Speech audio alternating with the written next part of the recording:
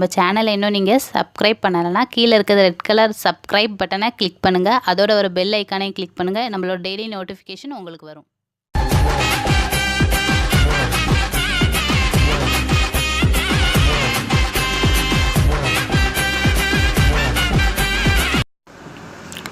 Welcome to நெல்லை சமையல். இப்போ நம்ம நெல்லை சமையலில் என்ன பார்க்க போகிறோம்னா ஈரல் கிரேவி, ஈரல் மிளகு சீரகம் போட்டு கிரேவி மாதிரி எப்படி பண்ணுறோங்கிறத பார்ப்போம். அதுக்கு தேவையான இன்க்ரீடியன்ட்ஸ் ஆட்டு ஈரல்.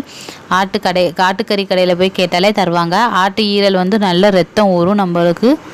பாருங்கள், அதுக்கு தேவையான இன்க்ரீடியன்ட்ஸ்லாம் என்னென்னு நம்ம செய்யலை ஒன்று ஒன்றா பார்ப்போம். ஃபஸ்ட்டு நம்ம கடாயை காய வைக்கும்.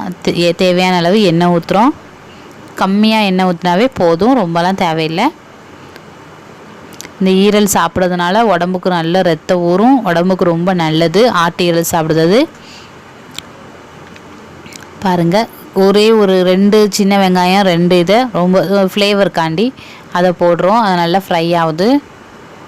அப்புறம் இஞ்சி வெள்ளைப்பூடு பேஸ்ட்டு கொஞ்சம் காணும். ஏன்னா ஈரல் வந்து கம்மியான அளவுங்கிறனால கொஞ்சம் கூட இருந்தால் நீங்கள் கொஞ்சம் கூட போட்டுக்கலாம். அவ்வளோதான். இந்த 2ஐயும் நல்லா ஃப்ரை பண்ண பிறகு ஈரல் கழுவி வச்சுருப்போம், சுத்தம் பண்ணி கட் பண்ணி வச்சுருக்கோம்.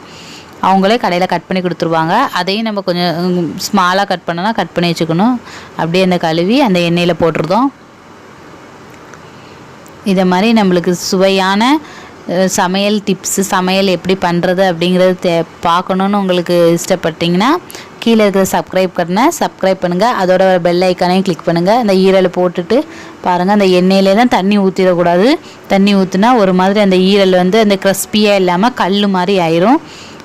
அப்படியே அந்த எண்ணெயிலே தான் ஃப்ரை பண்ணணும். எண்ணெயும் கம்மியாக ஊற்றினாலே போதும். பாருங்கள், மிளகு நம்ம திரிச்சு வச்சுருக்கோம். நல்ல மிளகு வந்து உடம்புக்கு ரொம்ப நல்லது, சளி பிடிக்காது. மிளகு பாருங்கள், மிளகு நல்லா தூவிக்கிடுதோம். அப்புறமேட்டு சீரகம், மிளகு ஒரு 2 or 3 ஸ்பூன் நல்லா தூவிக்கிட்டு அதுக்கப்புறம் சீரகத்தையும் 2 ஸ்பூன் போடணும்.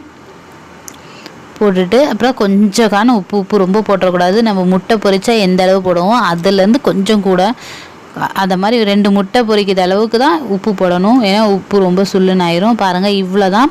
அடுப்பை கொஞ்சம் லேசாக சிம்மில் வச்சு அப்படியே அந்த எண்ணெயிலே தான் ஃப்ரை பண்ணணும். தண்ணி ஊற்றிடவே கூடாது.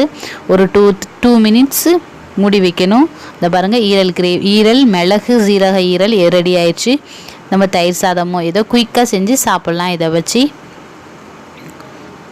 பாருங்கள், ரொம்ப உடம்புக்கு நல்லது. நம்ம எங்கே ஹாஸ்பிட்டல் போனாவே சொல்லிடுவாங்க, ரத்தம் இல்லைன்னா ஈரல் வாங்கி சாப்பிட்லாம். அப்படி பீட்ரூட்டு ஈரல் இந்த மாதிரி சொல்லுவாங்க. ஈரலும் ஒரு வகை நல்ல ரத்தம் ஊறும். முடிஞ்சிருச்சு. பாருங்கள், இப்படி சாப்பிட்டா ரொம்ப ரொம்ப ஒரு மாதிரி நிறைய மசாலா போட்டால் கூட பிடிக்காது.